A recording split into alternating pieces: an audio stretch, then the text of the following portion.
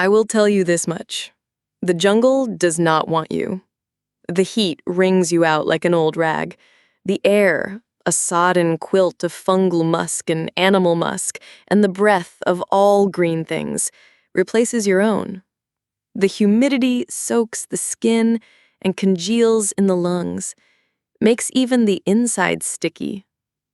By the time I reached the 3rd mile beyond the river's finger, my boots had become little aquariums for the microfauna of the world, and the leeches hitchhiked in the dimples behind my knees. The expedition's official name, Project Dusk Orchid, a misnomer if ever there was one. Orchids do not bloom in dusk. They wait for the hour of absolute darkness, then show their insides to whatever dares grope in the black. My own assignment, per Dr. Chowdhury back in Cambridge, was to catalog and harvest emergent vascular flora along the untrammeled run of the Rio Tinta. Emergent in the sense that they shouldn't exist, and yet here they were, erupting in spite of centuries of Linnaean dogma. Day 13, 0740H. I knelt at the edge of a clearing, sweat pooling in the small of my back, my field journal, already bloated with spore-dusted pages, balanced on one knee, the other pressing my leg into the mud. A filigree of roots arched overhead, some thick as arms, most laced with fungus the color of spoiled milk. I scraped a specimen off the bark with a sterilized blade, slid it into a plastic microtube, and sketched the arrangement of fruiting bodies in a hurried shorthand. Oculoid, symmetrical, spore print pale gray, underlined 3 times. There were footsteps behind me, the shivering rustle of nylon and flesh and breath. I recognized Martinez by the jingle of his instrument lanyard, the faint, trailing sibilance when he spoke. "Dr. Mercer, you'll want to see this." He held out a leaf, twice the length of his hand, freshly torn. The veins ran in curdled rivers of violet, pooling at the tip in an angry knot. "It's not in any of the guides," he said. "I checked twice." I took it, rolled the petiole between my thumb and index finger. The green was almost absurdly vivid, the veinwork darkening to a purple so saturated it looked bruised. The underside was slick, perhaps some kind of guttation. I scraped the surface, but the film of liquid instantly rebeaded. "Did you see the host?" I asked. He shook his head. "Only the one runner. You know it's not from around here." I smiled, not for him, but for myself, and tucked the leaf between 2 glassine pages. "Nowhere is from around here anymore," I said. He lingered for a moment, waiting for camaraderie. None was offered. I left him behind, advancing into the green blood of the world. The fieldwork is never, as advertised, a matter of walking in straight lines and plucking miracles from the ether. Every yard is a battle, and the adversary is older than bone. Twice I had to backtrack when the ground gave out and became a pond with the film of duckweed so perfect it might as well be glass. Once a branch snapped back and scored my cheek, the sap stinging like antiseptic. After 30 minutes of stuttered progress, I found the source. A tangle of vines coiled up from the forest floor, wrapped around a dead cecropia trunk and choking the light from above. The leaves were monstrous, some bigger than my face, all with the same lurid veins Martinez had shown me. The parent runner had a geometry to it, almost intentional, looping back on itself, the new shoots coming off at regular intervals like the rungs of a ladder. I knelt again and reached for my shears. As I pressed my palm to steady the stalk, the vine flexed. I felt it, no question, a deliberate movement, the faintest tremor of anticipation. I almost retracted my hand, but scientific rigor is more powerful force than fear. The instant the blade touched the stem, a needle jabbed into the pad of my finger. It was so quick I almost missed it, but the pain lingered, a smolder that radiated up my arm. I examined the wound, one perfect red bead welling up in the green. The thorn itself had already withdrawn. I watched the blood purl, then broke the surface with a handkerchief. My heart thrummed at a slightly accelerated tempo. I took my sample, labeled it, and made a careful note in the journal. Aggressive movement, contact defense, possible venom.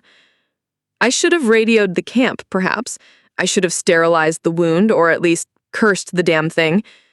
Instead, I sat down at the base of the Cecropia, cradled my injured hand, and let the numbness bloom. The jungle pulsed around me, and I found myself listening to it, really listening, as if some frequency had finally tuned itself to my brain. The sweat on my back had dried in the shade, replaced by a clammy coolness. I closed my eyes and counted the minutes until the sensation faded. When I returned to the research camp, the others had already assembled for the evening debrief. 4 white tents strung out like the teeth of a dead animal, their interiors lit with the anemic glow of battery lanterns. I passed Dr. Schaefer's tent, caught a whiff of instant coffee and mildew. Martinez was there, hunched over a battered laptop, entering field notes with the exaggerated patience of a man unused to the clumsiness of gloves. "Any luck?" he called out. I brandished the specimen bag, now swollen with the new cuttings. "I'd say so." He made a sound between a cough and a laugh. "You look like hell, Jane." I said, "Nature's facial," and wiped my forehead with the less filthy sleeve. Inside my own tent, I deposited the day's harvest into the portable cooler and stripped off my shirt. The cut on my finger had stopped bleeding, leaving a rust-colored line bisecting the pad. I pressed it, expecting pain, but felt only a low throb. I dug through my medical kit and dabbed on an iodine swab, then wrapped it with a thin strip of gauze, the makeshift tourniquet making the tip pulse in time with my heartbeat. Dinner was rice and mystery meat, as always.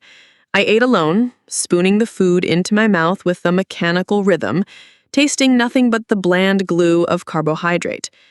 Across the compound, Schaefer and 2 grad students argued about a malfunctioning soil probe, their voices rising and falling with the wind.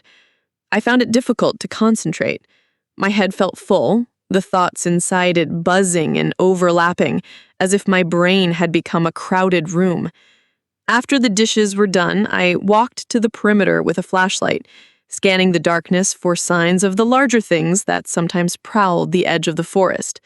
There were rumors of jaguars, but in 4 expeditions I had never seen anything larger than a capybara. Still, the feeling of being watched persisted. My own shadow, doubled and tripled on the leaf litter, became a parade of strangers. When I finally returned to my tent, the wound was gone. Not healed, not scabbed, gone. In its place, a faint green crescent traced the path of the cut, luminous under the harsh LED beam. I flexed the finger. The skin bent smoothly, no sign of trauma, no swelling, only the strange discoloration that seemed to have grown under the dermis itself. I should have been afraid, perhaps.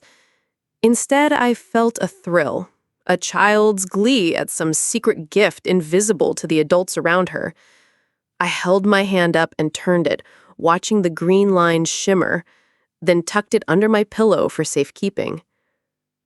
Sleep was a thing that night, and also not a thing. My dreams were vivid, full of soundless color, the green threading through all of it. The patterns on the backs of leaves, the veins in my own hands, the shimmer of phosphorescent fungus blooming in the dark. I awoke just before dawn, body tense and electric, the urge to move so intense it was almost a compulsion. The others were already awake, clustered around the folding table in the mess tent, their faces drawn and pale. "Did you hear it?" Martinez said, not looking up from his cup. "Hear what?" I asked. "Sounded like..." He hesitated. "Searching for a word. Roots. Digging. Under the ground." I laughed, though the sound was brittle. Roots don't move that fast. They do if they want something, he said. The sunlight hit my skin and I shuddered, not from cold, but from something else, a rush that spread from my forehead to my toes. I felt taller, sharper, more defined. Every sound, the buzz of the generator, the clink of spoons, resolved into perfect clarity. I could count the number of mosquitoes on the mesh wall by the modulation of their whine. I poured myself coffee, black as oil, and stared at the others. None of them seemed to notice the new line under my skin, though I held the mug with that hand, careful to expose the finger. They talked around me, their words distant, muffled. I listened anyway. By 0800H, I was back in the field, retracing my steps to the vine. The wound called to me, or perhaps it was the vine itself, though I can't say when one became the other. As I knelt to collect a second sample, I noticed something else. The blood-red bead from yesterday's still stained the leaf, but now, beside it, a green tendril had begun to grow, coiling toward the wound as if eager to reunite with it. I took the leaf, pressed it flat between the pages of my journal, and wrote, "Specimen seems responsive to external stimuli, possibly chemical communication with host, further study required." The rest of the day passed in a fugue of collection, labeling, and documentation. I filled 4 pages with diagrams, notations, and hypotheses, each more elaborate than the last. When I finally stopped to breathe, I found myself sitting in the middle of the clearing, knees caked in mud, sweat pooling in the hollow of my throat. The sky above was a flat white, no hint of blue or sun. I licked my lips. They tasted of salt and something else, like green, like the bite of chlorophyll. That night, the dreams returned, thicker this time, the line in my finger stretching up the hand, branching, branching. I did not tell anyone. I did not want them to worry. Or perhaps I did not want them to know what was happening, for fear they might cut it out of me before I understood it myself. I am, after all, a scientist, and every discovery requires a certain sacrifice. Time lost its edge. The second morning, I woke before the generator, the camp still in that hourless hush before sunrise. I left my tent, the flaps snapping behind me, and found the world lacquered in dew. Each leaf bore a drop, refracting the meager light, a million tiny eyes. The air was less oppressive. For the first time since arrival, I could inhale without choking on rot. I wasn't hungry. In fact, I was repulsed by the thought of food, the way the mess tent always stank of reheated animal. Instead, I stood at the perimeter, watching the slow ascent of the sun. When it crested the canopy, I lifted my face and let the rays scour my skin. The sensation was not merely warmth, but a flooding, an intake of something vital, a breath through the pores. I held still, not daring to move, until the engine started and the spell was broken. The others trickled into the mess. Their faces were already pale, tired, eyes ringed with the fatigue of sleeplessness. I sat down with them, more for appearances than appetite. My plate was a sculpture, untouched. Schaefer poked at his food, fork trembling. Martinez watched me over the rim of his cup, his gaze flicking between my hands and my face. "You're not eating," he said, voice dull. "I ate before you woke." I lied. "You're lying," he said. But there was no malice in it, only worry. The day's work was slower than before. I noticed the others falling behind, their movements stuttering, distracted. I felt weightless, my limbs loose and buoyant, every task effortless. When Martinez asked for help with the satellite uplink, I hoisted the dish and realigned it in less than a minute. The metal burned my palms, but the pain was distant, an echo. After dinner, I made a show of picking at beans and rice, though the taste was like ash. Martinez cornered me outside my tent. He was sweating, the collar of his shirt ringed with salt. He looked older than he had a week ago. "Jane," he said, and stopped. His hands fidgeted with his lanyard. I waited. The dusk was alive with insect drone. "It's about your skin." I looked down. In the uncertain light, my forearms shimmered. At first, I thought it was a trick of the sun, but even in shadow, the color was off. Not jaundice, not bruising, a cast of green, faint, but growing bolder every hour. The vein at my wrist had split into 3 tributaries, each one pulsing slow and steady.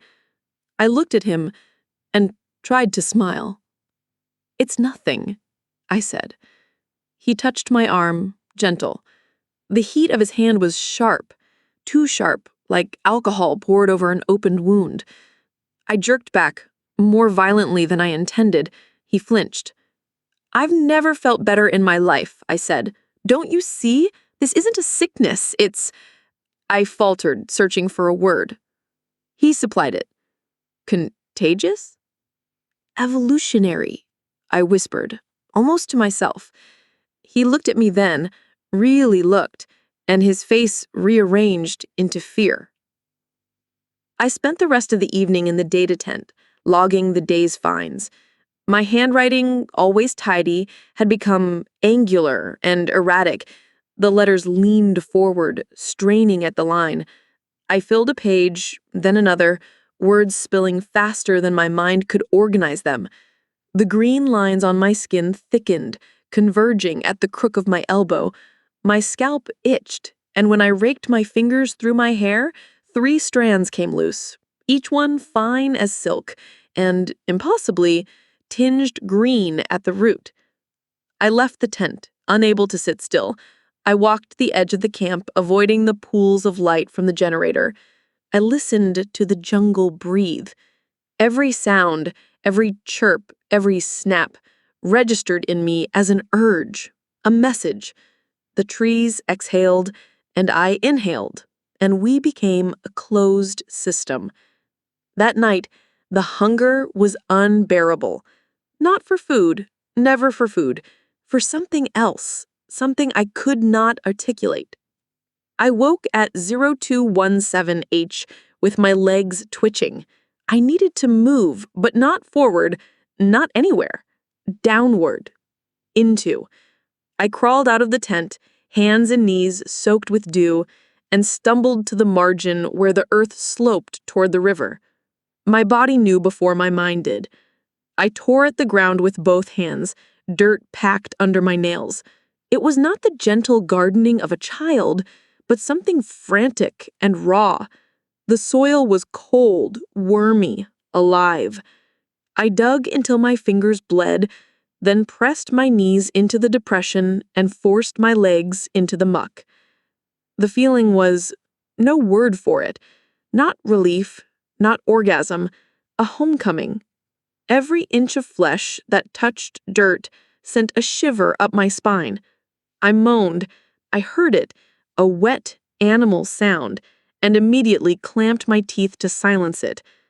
My shame was only marginally less than my pleasure.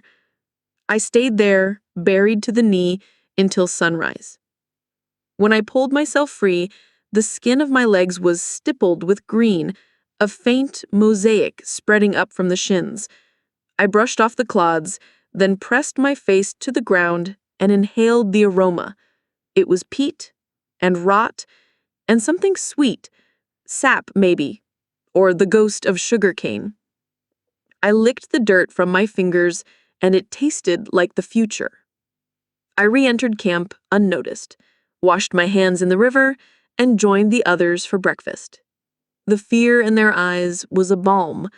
I felt pity, almost, that they could not experience this, that they were still trapped in the old animal. After the meal, I retreated to my tent and slept. When I woke, the dreams were gone. I was, at last, awake. I suppose by now you expect an apology, a retraction, a hint of remorse, maybe a final appeal to the gods of science for absolution. There is none to offer. By the fourth day, I had moved my research into the old storeroom at the edge of camp, a hovel of plywood and tar paper reeking of preservatives and mildew. The others left me alone. Whether from fear or disgust, I cannot say. I preferred the isolation. There is a clarity to solitude, a way the mind sharpens when no other consciousness interrupts. My body had become a new country, and every hour I mapped it. The green bands on my arms thickened, growing as distinct as tendons, radiating out from the old wound. When I pressed my finger to the spot, I felt a pulse, slow and deliberate. My hair, always dark, now shimmered with an underlay of green so vibrant it hurt to look at in direct light. If I brushed it, strands snapped off and drifted, lighter than air, spiraling to the floor. I collected these, slid them into specimen bags, labeled and dated each one. I tried, once, to eat a protein bar from the camp stores. I chewed and swallowed, and within seconds my stomach revolted. The pain was immense, a tightness that knotted my entire trunk. I doubled over, retching until my eyes blurred. But nothing came up. Only after the pain faded did I realize I was not hungry at all. The very idea of ingesting matter repulsed me. What I craved was something simpler, something that required no violence, no destruction. I spent my days in the shed, hunched over the microscope, examining cross-sections of the vine and its leaves. The purple in the veins was not anthocyanin, as I had first guessed. It was denser, more complex. I ran a battery of crude chemical tests, but none matched the reference profiles in my laptop's ancient database. I noted the changes in my own blood, the green bands in the plasma, the way it separated into layers when left to clot. My hands shook as I pipetted the drops onto the slide. There was a beauty to it, a symmetry that bordered on the divine. Nights were for the earth. I could not help myself. Each evening, just after the sun dipped below the tree line, I walked to the margin and dug with my hands, burrowing deeper than before. The soil was always damp, always cool, a balm to the fever under my skin. The first night, I went to the knee, the next, the thigh. By the third, I buried myself to the hips, arms splayed above me, head tipped back to watch the stars blink in and out. The feeling was not quite pleasure, but necessity, a longing sated, for a few hours at least. I logged everything, each change, each sensation. The notebook swelled with my script, now less legible by the day, lines slanting wildly, ink bleeding into the paper. I drew what I could not say. Diagrams of the vein work under my skin, the branching patterns at my wrists, the swelling of green under the nails. I traced my own hand, watched as the outline became more alien with every passing hour. By the end of the week, the transformation was impossible to conceal. The skin on my arms and legs had grown rough, almost bark-like in places, the green suffusing every visible vessel. At the base of my skull, a ridge formed, subtle at first, then unmistakable, a new tendon or perhaps a rootlet. When I pressed there, it sent shivers down my spine. My teeth loosened, then tightened again, sharper than before. I was becoming, in every sense of the word. The others noticed. They spoke in whispers, but the walls here are thin, and the jungle has a way of transmitting even the smallest tremor. "She's sick," one of the grad students muttered. "She's going to infect the rest of us." "She needs help," Martinez said. "This isn't normal. It's not even—" They trailed off when I entered the mess. The silence was a relief. I ignored them, made for the storeroom, locked the door. The day's work waited for me. Another round of slides, another set of notes. I sat at the desk and peeled a new leaf from the sample bag. It was alive still, the veins twitching under the surface. I pressed it to the wound on my finger, now an open slit. The sensation was exquisite. Hot, then cold, then something else entirely. When I peeled it away, the cut had closed, and the green line beneath glowed faintly. I wrote in the journal, "Symbiosis, not infection. Parasitism assumes a loser. There is no loser here." I was still writing when they came for me. It was late. The generator had been off for hours, only the stuttering beam of a flashlight bobbing behind the window. I heard the footsteps, the nervous chatter, the way they hesitated before the door, then the crash of the latch, the sudden stench of fear and determination. Martinez led them. He was pale, trembling, but his eyes were clear. "Jane," he said, voice low, "we have to help you. You're—" He saw my arms. The way of the skin had changed, the network of veins now branching to the knuckles. "Beautiful, aren't they?" I said, raising both hands. He flinched, but did not retreat. "This isn't you. We can get you back to base, to a hospital." I laughed, sharp and dry. Back to what? To the body that needed to be fed and medicated and shamed into obedience? A grad student, behind him, gasped, "Her face!" I turned to the cracked mirror on the shelf. The change was more pronounced than I realized. My cheekbones stood out, skin tight and faintly iridescent, the eyes rimmed in deep green. The whites had yellowed, then greened, until only the pupils remained unchanged. Huge, black, hungry. "I am not sick," I said, and the words vibrated the glassware on the table. Martinez took a step forward. I saw the syringe in his hand, the needle already primed. "Don't," I said. But he lunged anyway, quick and desperate, and the others followed, a mass of hands and noise. I reacted without thought. My arms moved faster than before, the strength in them prodigious. I swept the desk, sent the glassware crashing to the floor, and backed Martinez into the corner. The grad students shrieked, tried to grab me, but I shrugged them off with one motion. Martinez raised the syringe. I knocked it away, and it sailed across the room, landing in a pool of spilled ethanol.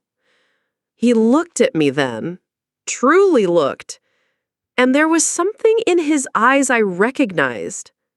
Awe. "Let me go," I said, and he did. I pushed past them and fled into the night. The jumble was waiting. I ran to the riverbank, to the pit I had dug, and with a kind of holy ecstasy, flung myself into the mud. I pressed my hands and feet deep, twisting until the cold closed over me. The earth accepted me, welcomed me, drew me down. Above, the trees shuddered in the wind, their leaves shimmering with reflected moonlight. I listened, and for the first time I understood the language of the canopy. The roots and branches and leaves sang to one another and to me, and I sang back. I am not sick. I am becoming. The losing, I suspect, is a necessary part. For all the euphoria, the fluency of my new body, I started to miss things I could not name. There were hours, brief, bright hours, when the rain would thrum on the tar paper roof and I would remember birthdays at my grandmother's, the almond oil in her hair, the way her hands smelled of flour and dust. Once I awoke with my nose pressed into the crook of my own arm, and for a fleeting second, I mourned the absence of my old scent, human, mammalian, a perfume of sweat and skin, and the mundane rot of living. The new fragrance was sharp, cut glass clean, tinged with something I could only think to call verdure. It was beautiful, yes. Alien, absolutely. Even obsession loses its savor in the freeze of isolation. My pages thickened with dogma and diagram, but the data meant less each day. What was left to measure if the endpoint was transformation itself? I spent hours tracing the green lattices with the scalpel, slicing away at my own curiosity. The results were always the same. More green, more root. Less me. A memory, then, rose to the surface. My first days at Cambridge. The terror, the sensory barrage, the longing for a single familiar face in a city that refused to acknowledge my existence. I remembered the little rituals I built to stay afloat, counting cracks between cobblestones, reciting plant genera until the anxiety dulled, buying the same scone at the same bakery every Friday at noon. For a while, the repetition offered a comfort, a framework for the self. When the loneliness grew too keen, I would phone my mother, who listened without understanding, and we would talk for hours about nothing but grocery lists and postage rates and the weather. I tried then to call Martinez. Part of me knew he would not answer. Another part, the part that was still soft, hoped anyway. I thumbed the solar phone, watched the green numbers flicker, and waited. The static lasted a full minute before his voice, hollow and exhausted, filled the receiver. "What do you want, Jane? It's 3 a.m. I almost told him.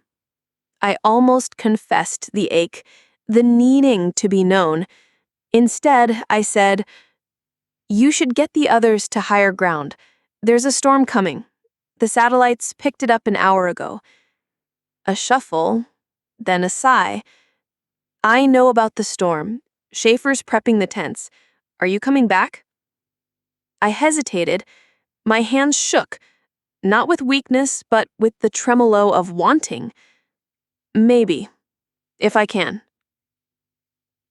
He was silent for a long time. At last, "We're worried. You know that." "I know." The line went dead, and I set the phone down, heart racing. The desire to return, to be among them, burned as hot as the urge to root. I stood, paced the length of the storeroom, pressed my palm flat against the plywood wall. The world outside vibrated with thunder, the wind a tuning fork in the bones of the camp. I wanted, God, I wanted, but I did not know which hunger would win. By morning, the storm had hit. Rain slashed the jungle in silver ribbons, pooling in the clearings, making lakes of every low place. The sky was a bruise, the sun buried in a vault of cloud. I felt sluggish, torpid, thick-blooded. The green in my arms dimmed, as if the darkness outside leached energy from inside. I walked to the pit by the river and stood at its edge. The earth was a slurry, soft as memory. I knelt, but the compulsion was gone. Only the absence remained. I returned to the shed and stared at my reflection in the broken glass. For the first time, I saw the grotesque, the sallow of the eyes, the ridged skin, the way my lips seemed to thin and color with chlorophyll. The sight repulsed me. I pressed my face to the glass until my breath fogged it, obscured the image with the halo of human warmth. The craving to halt the process was almost as powerful as the drive to continue it. I ransacked the stores for antibiotics, antivirals, even the stinging blue bottle of ethanol. I uncorked it and poured 2 fingers into a beaker, downed it in one raw swallow. The burn was exquisite, the human pain of fleeting return. I took a scalpel, scored the green lattice at my wrist, and waited for blood. A single drop oozed out, more sap than plasma. I wiped it away, disgusted, then lashed my arms to the cot's metal frame with cord from the lab. If I could not stop the change, I would at least slow it. I would deny the urge to root, to become, to lose myself in the vine's logic. I do not know how long I stayed there. Hours, certainly, maybe a day. The fever came on fast, a sweating, twitching trance. I dreamed. My mother, my grandmother, the city, the taste of scones, and the dappled light by the river. I dreamed of Martinez, eyes bright and liquid, voice calling my name. I dreamed of the old self, quick and flawed and beautiful. When I woke, the cords were gone. Frayed to fiber, dissolved in my own green exudate. My legs were fused to the cot, bark growing in a braided sleeve around the calf. Panic rose, a full-bodied inertia. I flexed, tore myself free, leaving a black-green crust behind.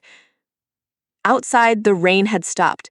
The sky was split with light, prismatic and wild. I staggered to the mess, desperate for a witness, someone to remind me what I used to be. No one was there. Only the remains of the others' breakfast, the slow drip of water from the fly tarp, and the soft mold beginning to fur the rice.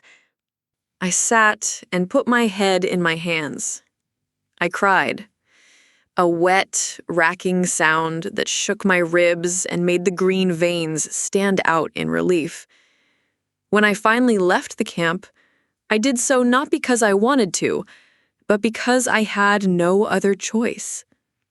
The jungle opens for those who know how to ask. I moved through it with a new sense of direction, not the logic of the vine, but the memory of before.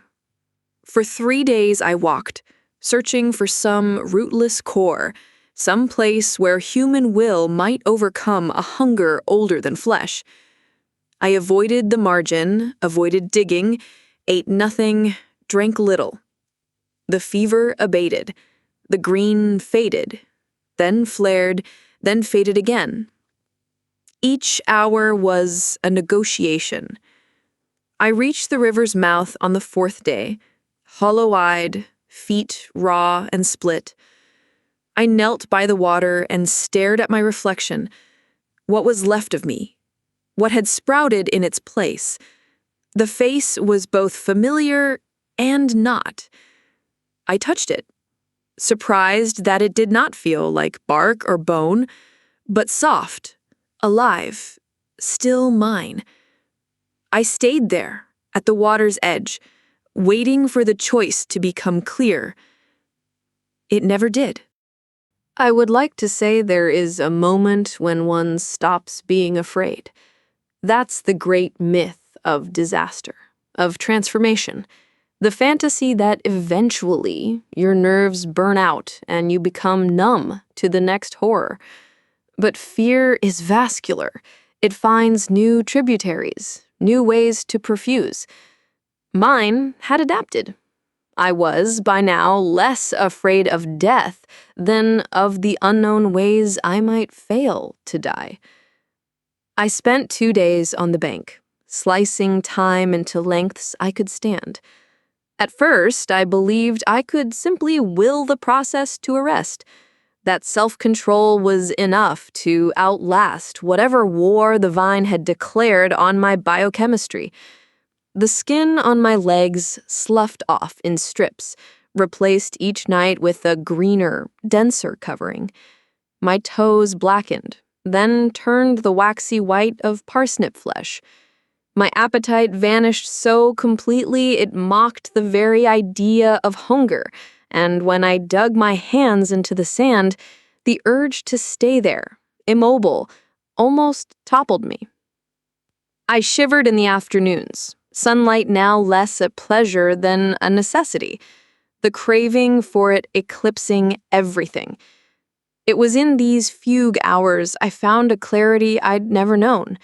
Burrowed to my hips, fingers locked together in a hungry ball, I saw the world with a scientist's detachment. Nothing sentimental, just the merciless mapping of organism into host. The new rootlets threading through my thighs, their slow, sensuous burn as they stretched toward water. The taste of salt on the air, as each pore exhaled, rebalancing the electrolytes in me, and in soil, and in river. I understood the merger, the logic of it, and for a moment I pitied all who lived without this certainty. The second night, Martinez came. I heard him before I saw him, the crunch of his boots over pebbles, the frightened hush he drew around himself like a cloak. He squatted by the river, 20 feet down, and lit a cigarette. He smoked in silence, the flame a small, sullen star.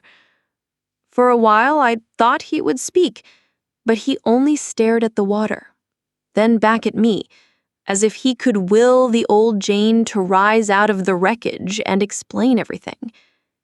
The guilt was sharper than terror, more intimate than pain.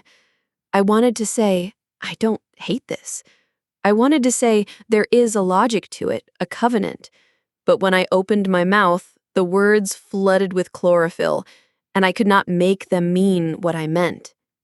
The best I could do was nod, once, and let the silence persist. He finished his smoke, ground it out against a root, and stood. "We're leaving at first light," he said. "If you want to come, you need to be ready." The old Jane heard this and rallied. Somewhere in the mix of tissue and memory, a remnant fired and clenched. For an hour, I battled the urge to stay planted, to become a green statue on the sand. By dawn, I pulled myself upright. The legs were numb but serviceable. The trunk hurt, as if some child had spent the night whittling splinters into my hips. I wiped the worst of the dirt away and limped upriver, following the deadfall markers Martinez had left. The others were at the camp's margin, backpacks loaded, eyes pointed anywhere but at me.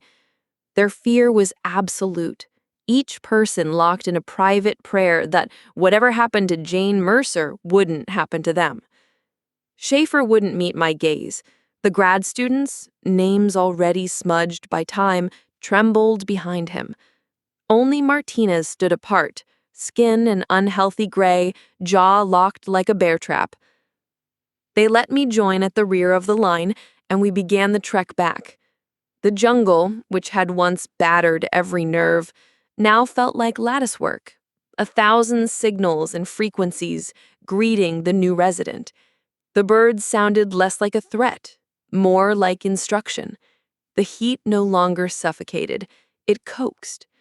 I walked in a quiet, involuted calm, as if a glass dome separated me from the world's chaos. That night we camped by a mossed-over copse where ancient trees twisted in a circle, roots exposed and gnarled as the hands of desperate men. We built no fire, though the temperature dropped, and ate in silence, the others darting glances my direction whenever I flexed a hand or coughed. After dinner, Martinez sat beside me, careful to keep an arm's length. He cleared his throat, then whispered, "How bad is it?" I considered lying, but What was left to protect? Bad, I said, but not fatal, just different. He looked at my hands, the thickening tips, the way the green now crept up each digit like a glove of rot. Does it hurt? Yes, I said, and no, it's not the pain I feared. He nodded, as if he alone could bear the logic of this. For an hour we sat, dusk thickening into a tangible thing, the sound of 1,000 insects rising to fever pitch.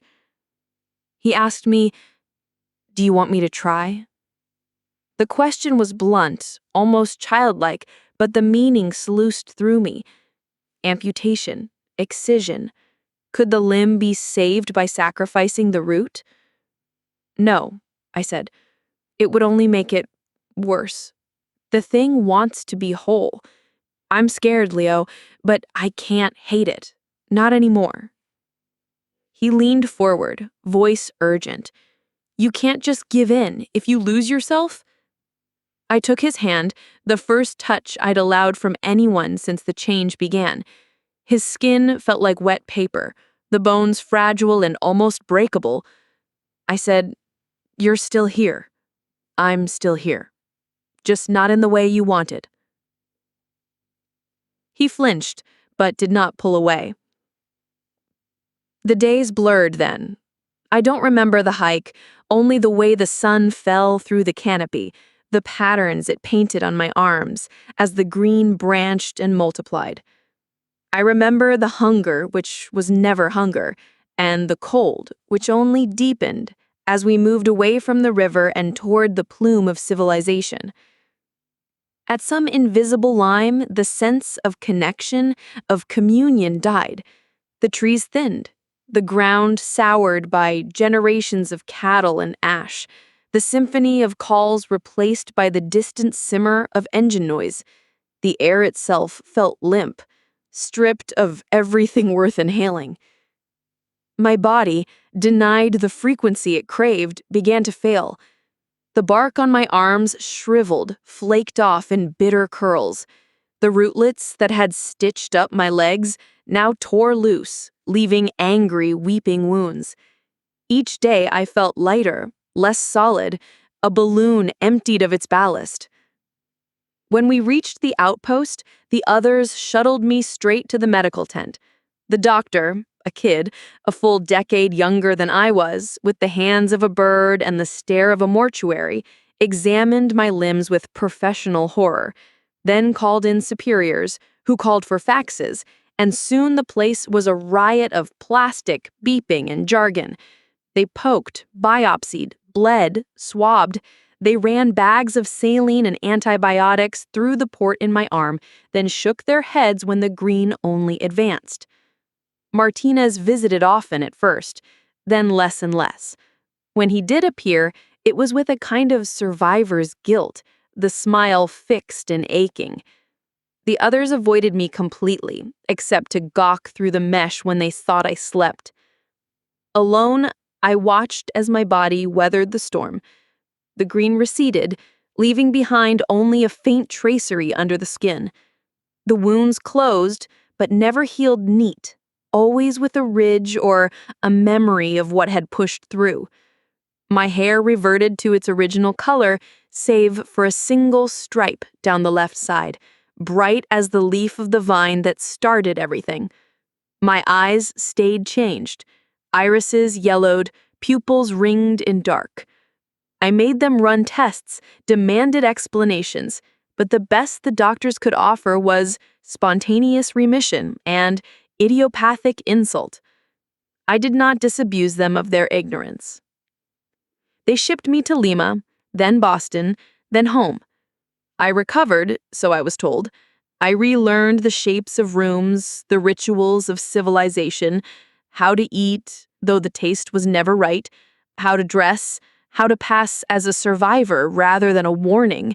I wrote a report, filed under anomalous botanical event, careful to omit the true part, the part that mattered. I hugged my mother, smiled in photographs, answered emails. I became again something like a person. but I never stopped missing the green. Every week I visited the arboretum.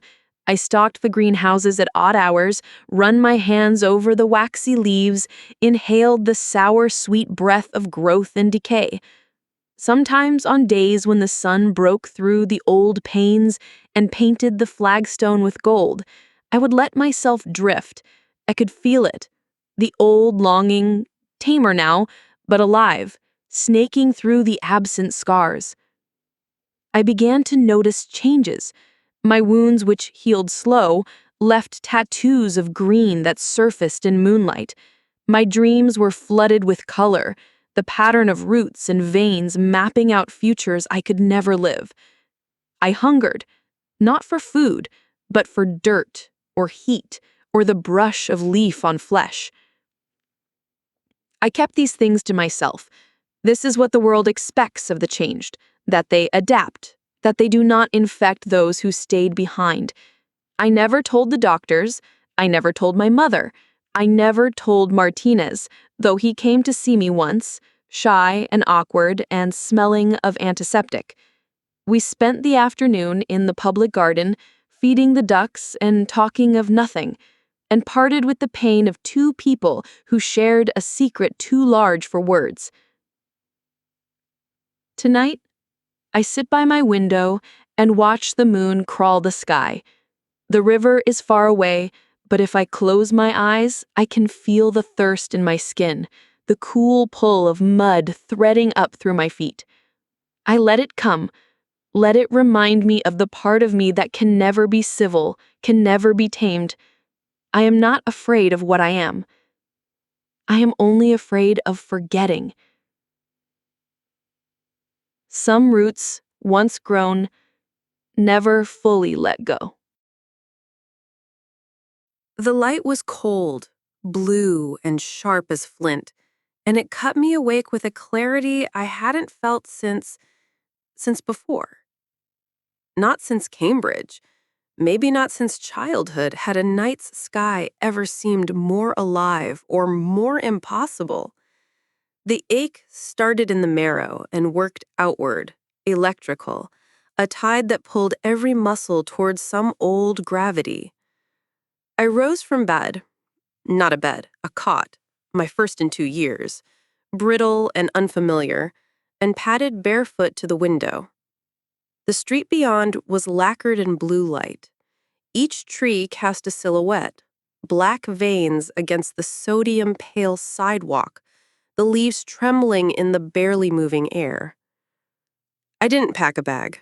I didn't leave a note. I slipped through the door and walked, and, with each step, the city lost a bit of its edge.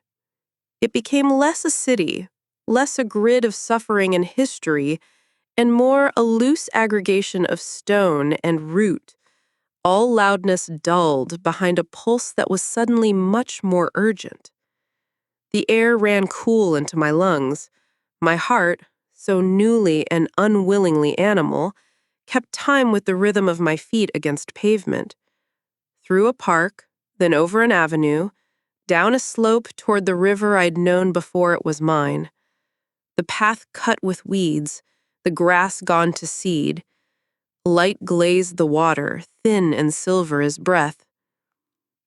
I found the spot by instinct, not the bench I'd haunted as a student, not the dock where lovers retreated in summer, but a margin in between, where the rushes swarmed so thick you had to force your way in.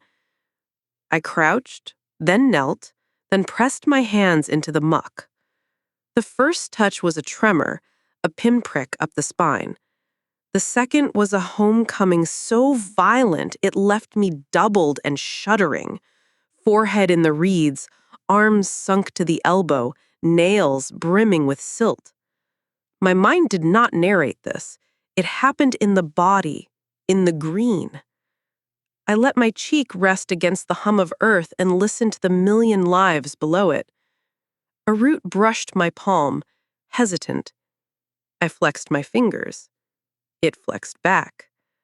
The hunger rolled through me, no longer a void, but a presence, lush and forgiving. I was not alone in it.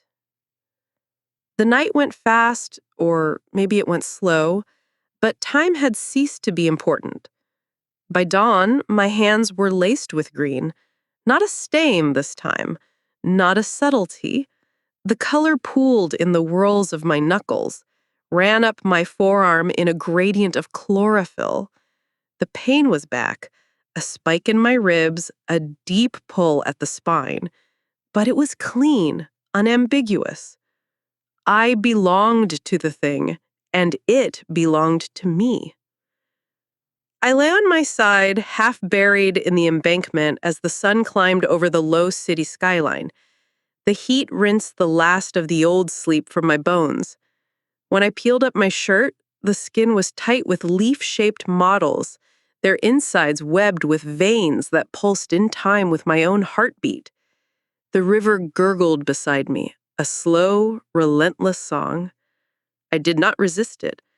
I moaned, but softly, like a mother would do to a child, half pleasure, half despair.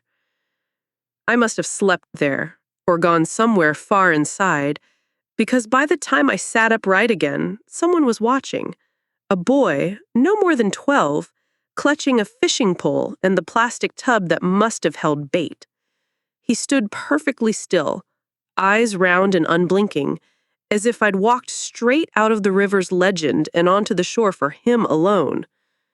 I smiled, and he flinched, but did not run.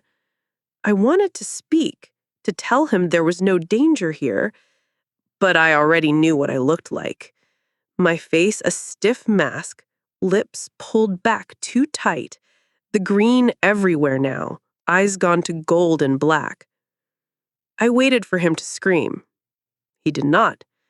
He watched as I oozed my hands from the mud, wiped them clean against my thighs, stood shakily and brushed the silt from my cheek. In another life, I might have apologized. In another life, I might have tried to explain. Instead, I nodded once and slipped past him up the bank into the city's morning. The world was waking up. Dog walkers stared, then looked away. A woman jogging did a double take, slowed, and then hurried on, her neon windbreaker snapping in the breeze. At the intersection, a cyclist paused at the red and fixed me with a gaze so artfully blank that it bordered on empathy. I walked until my body could walk no more, then ducked into a playground, slid down the battered length of a blue plastic slide, and crouched in the tunnel at its end. I pressed my face to my knees. The world spun, but my mind was, finally, gorgeously silent. I have never been so empty. I have never been so filled. And then the low fever of sunlight, the longing for the riverbank, the call of roots and wind, and the cryptic hum of something larger than myself. I did not want to go home. I did not want to go anywhere. I must have slept because, by the time I sat upright again, the slide was hot, baking in the noon glare, and my skin had turned almost iridescent under the sweat. The mottles on my arms had thickened. The green of my inner elbow was so bright it nearly shone. A bee landed on me, then another, nosing at the salt on my wrist. Not a trace of fear in them. They seemed to know. I fetched up at the edge of the park, in the shadow of a sycamore, and wondered if I would ever fit inside a human house again, not because of what they would see, but because of what I wanted. The inside was gone, scooped out, and replaced with a new green circuit. I was not alone. I was not sick. The loss was necessary. The transformation was a sacrament. Martinez called, of course. He left 3 voicemails, the first urgent, then panicked, then finally resigned. I played them all back, one after the other, and marveled at how much a voice could say without managing to say it. Jane, please, are you okay? Jane, we saw what happened last night. We're worried. I'm worried. Jane, the doctors. Call me when you get this. I did. I called. not because I needed rescue, but because silence was now unbearable in its own way. He picked up on the first ring. Well, his voice was low and sore, as if he'd been waiting for the call all year. I'm not coming back. Then, not yet. A pause. I heard the clatter of a mug on tile, the background hum of institutional lighting. I know, he said, and after a moment, are you in pain? Not pain, I said. Just remembering how to be. He inhaled. You were always the best of us. I looked at my hands, at the thickening green, the tremor at my joints that was not fear, not anymore. Maybe, or maybe I'm just the one who wouldn't let go. He wanted to say something soft, something real, but there are words for grief and fewer for joy, and none at all for the grotesque miracle of becoming.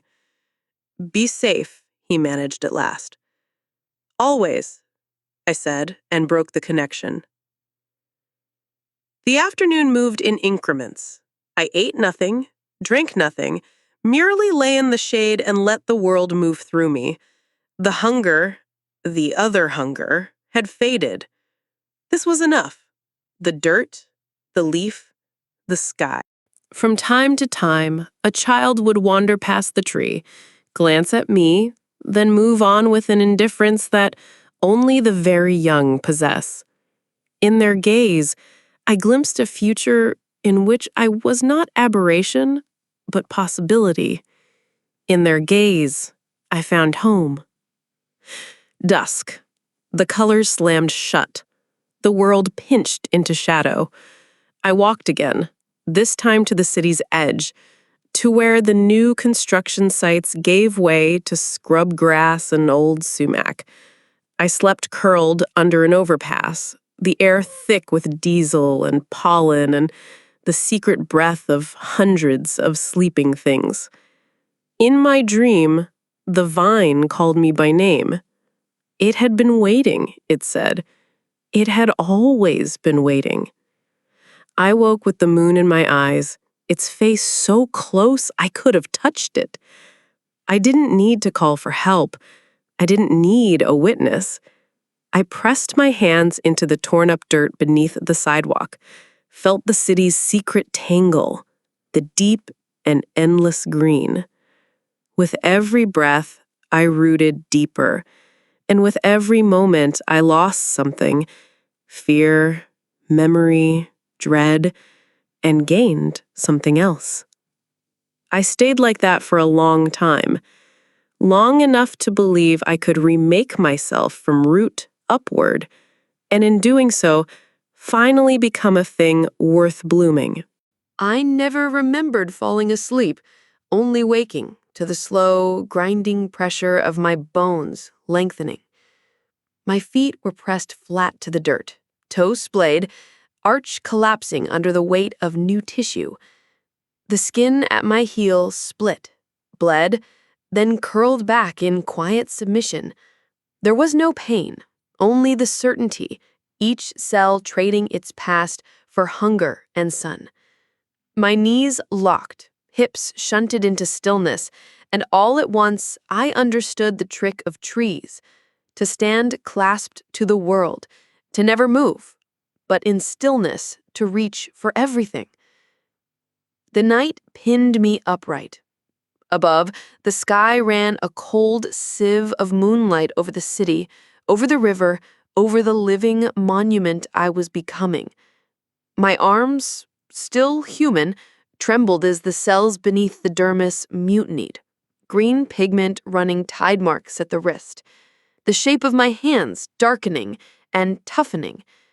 The veins rode the surface, thick and webbed, each one dense as twine. My fingers curled by degrees, flesh knitting to a slick, unyielding bark. I could feel every heartbeat ring in the callus, like the taproot of a bell. The boy returned, this time with another. His sister, maybe? Or just another child dragged out into the half-lit world for reasons she couldn't name. They watched from the far edge of the clearing, huddled in matching jackets, hands pressed together for courage.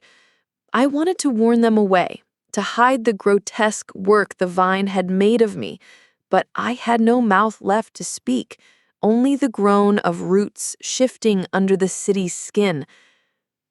The ground was eager to have me. The soil parted, hungry, drew my toes down in a slow, gnawing spiral. The cuffs of my jeans tore themselves to lint as the skin beneath thickened, brightening to a color no human ever owned. I felt the first rootlet breach from one toe, a hard rod of green-white flesh burrowing down like a probe.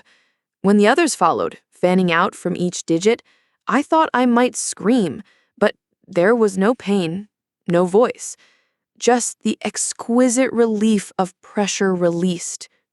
The roots met glass, pipe, the artificial veins of the city.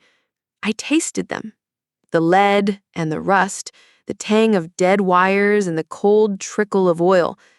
The rootlets wrapped them, marked their territory, then tunneled deeper, mindful as surgeons and relentless as a tumor.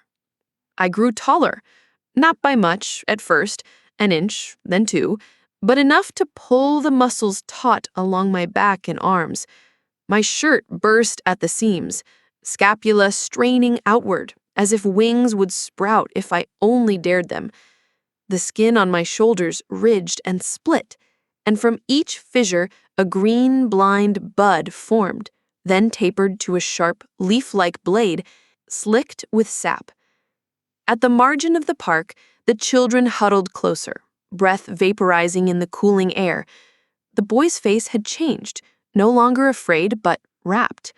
The girl pressed her hand to her mouth, then dropped it, fingers curled and trembling. I wanted to warn them away, to hide the grotesque work the vine had made of me, but I had no mouth left to speak, only the groan of roots shifting under the city's skin. Dawn was slow and narcotic. The heat came less from above than from within. Each cell hummed with voltage, each new fiber knitting the past to the present to a future written entirely in green. The pulse at my neck now stood out, a cord of vascular tissue beating time against the soft architecture of jaw and throat. I could hear my own blood, now so like water, so alien and delicious in its momentum. When the wind caught me, I did not shiver. My body knew itself already a thing of stem and cambium, porous and yielding, but strong enough to outlast granite. The pain was memory, nothing more. By noon, the park had begun to fill. Joggers, then mothers with strollers, clustering at the perimeter to stare and murmur in the strange hush reserved for accident scenes and open caskets. Some took photos, but soon enough the phones dropped to their sides. There was nothing here that needed remembering, only a desire to look away. Someone would later say they watched a woman turn into a tree, but that isn't the story at all. I had never been less tree, less woman than in these hours, only a rushing convergence, a creature made for sunlight and for longing. The news came in waves. Pigment anomaly, rare metabolic crisis, possible environmental hazard. A team of grad students in lab coats ringed the site, taking notes, logging the diameter and the impossible rate of upward growth. Cameras arrived, and a reporter, her voice trembling in the manufactured smile, asking, "How does it feel to be the center of the world?" I could not answer. My mouth had gone to wood. But inside, the answer was simple. It felt like having waited all my life for this one moment of being seen. Birds landed on the new branches. First sparrows, then a sleek jay, then a murder of crows that perched and cawed and gossiped in low, urgent voices. I could feel the grip of their feet, the press of weight along fresh, formed limbs. I could feel everything. Martinez came last. He stood just inside the police tape, still and silent as a fence post. He did not call my name. He did not try to approach.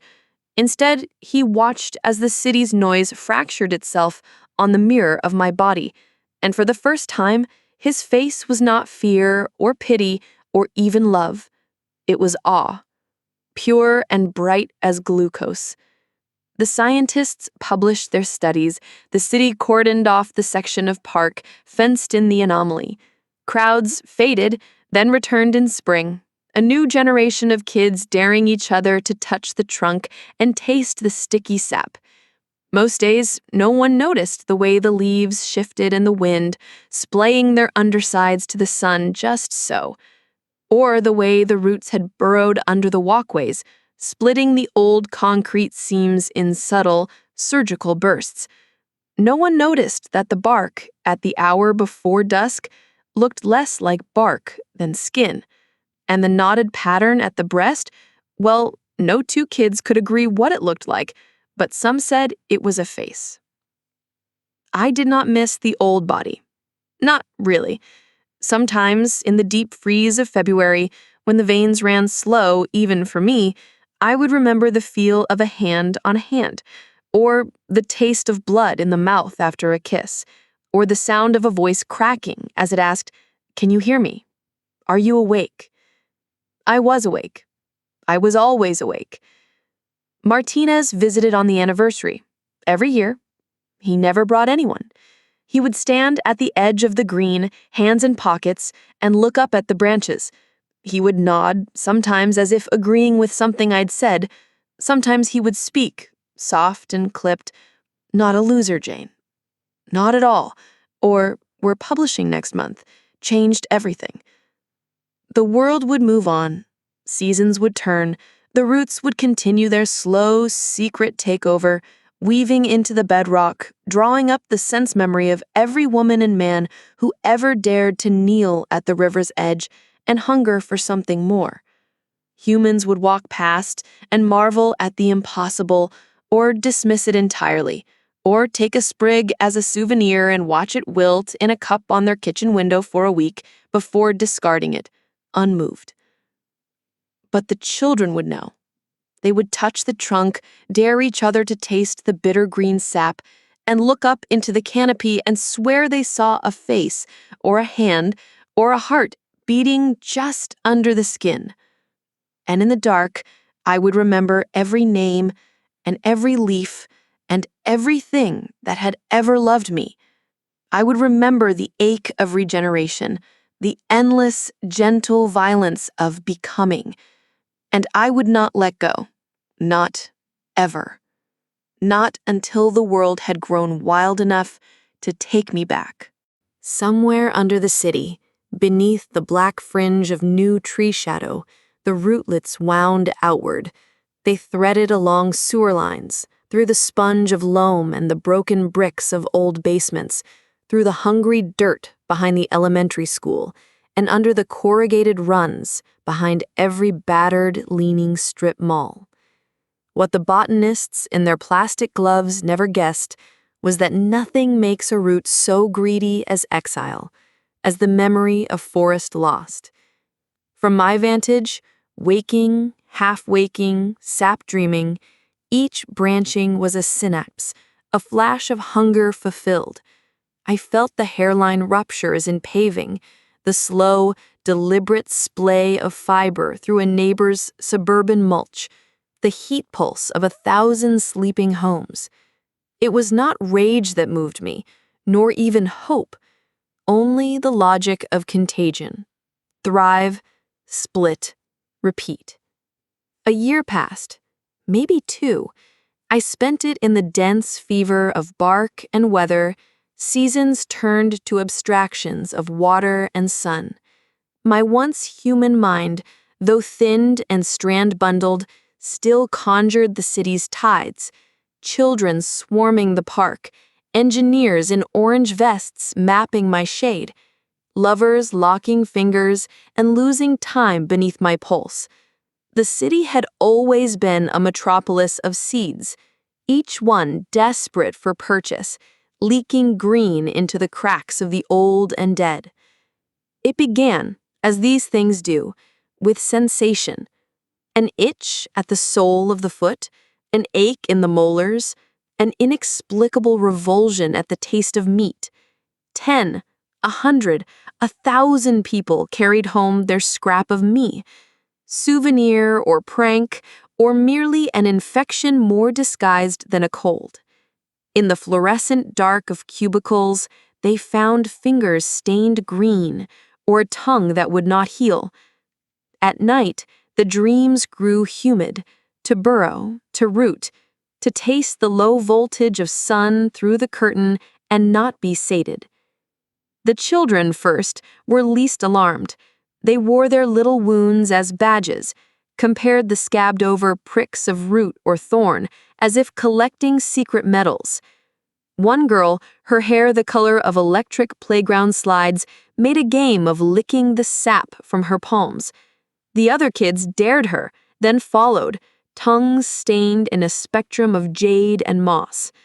The fever was never high, only persistent, a low, smoldering suggestion that the world was not only as it seemed. The parents complained, but mostly to each other. They bought creams, made appointments, grumbled about new allergies, and blamed it on the pollen count. No one imagined a city can be infected. By the third spring, the symptoms sharpened, joints stiffening at dawn, noses bleeding green in allergic fits, the ache to bury one's hands in anything living, dirt, grass, the muscled hearts of animals. I watched from my vantage and understood the gift only in retrospect. It was not a plague, not as I had once feared. It was inheritance, a jump start for all the years humans spent rooting only for profit, invention, escape. I was not the only one who had lost a body. Martinus, too, felt its tug. In the end, he returned, not in the loose-limbed, doggedly human way he once wore, but hunched and gray and vibrating with a need for contact. He did not join the crowds hovering at the fence. He looked for the bare patch at the root, the navel I had left uncovered, and knelt there as if to pray. For a long time, he said nothing. Then, quietly, with a bitterness that was almost fond, he put both hands to the bark and let my sap stick to his skin. The city would never know, not in words, not in stories that make sense, what it had taken, or what it had gained. But in the dawn, before the leaf blowers and the power saws and the surge of weekday machines, there was the irreducible fact. The roots had the run of it. Every crack in the sidewalk, every shampoo slick drain, every child crouched in the green border of a median strip, holding aloft a leaf like a flag. It doesn't end. Of course it doesn't. The longing goes on, a thirst for more, for deeper, for never letting go. If you walk the park at midnight in any season, you'll see my children there, some grown, some just beginning, their hands slick and their eyes wide and their jaws working not with hunger, but with the satisfaction of being finally, fully, and unashamedly part of something that wants only to survive them. There are worse ways to bloom.